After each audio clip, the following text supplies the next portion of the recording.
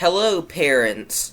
You probably clicked on this video because you want to know more about what video games you should be getting your child. I'm not here to say something like, oh, you should buy this $100 game because it has cuss words in it and cussing is funny to kids. I'm here to provide genuine advice to you. So without further ado, here is a 14-year-old's guide for parents for buying video games for their kid. Also, I am reading from a script, so sorry if I stumble over words. So first, you will want to do research into the game before you buy the game, not after, before.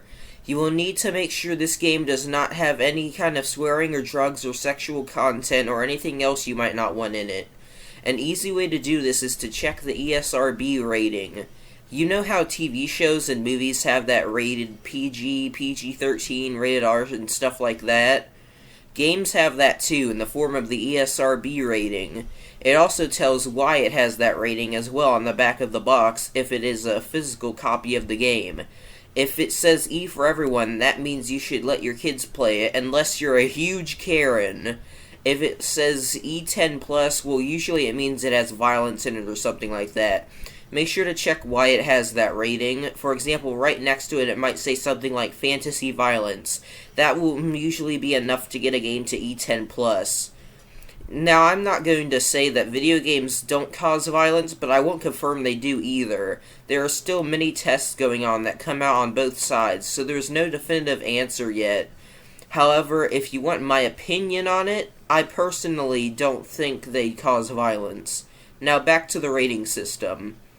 There is also T for teen, which means that you should be a teenager to play this. Usually stuff like partial nudity will be in these, and it will be very light if so.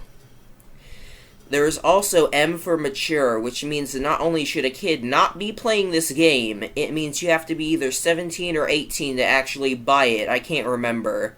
These games have things like drugs, sexual references, nudity, partial nudity, among other things.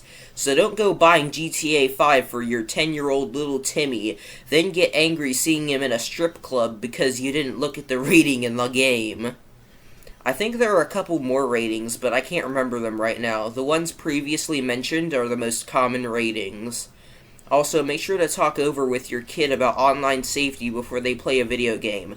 There are many predators on video games that will take advantage of little kids. I know it's harsh, but the truth.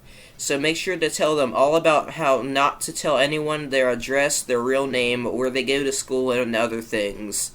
I have heard so many stories of parents blaming the video game for a strange man coming to their house asking to see their kid after they played a video game. Don't let that happen to you. They could have a gun on them, endangering you and your family. So again, it is extremely important to talk with your kid about online safety. Also, try watching your kid play the game every once in a while. See what is happening on it. Also, if it is co-op, meaning more than one player can play, try asking to play with them sometimes. You might find you enjoy it, and it can be good for bonding time. Also, just like any other time, you don't have to always say yes to buying a new game or a new DLC or something else. Make your kid work for it. Maybe have them wash the dishes and buy them something small, or maybe have them do a bunch of things at a time for something big. Well, that's all I've got for today. I hope this helped you make an important decision. Be sure to leave a like and subscribe, and turn on notifications to be notified of when I upload. Also, the School of Chaos Part 3 video will be out either today or tomorrow. Bye, guys.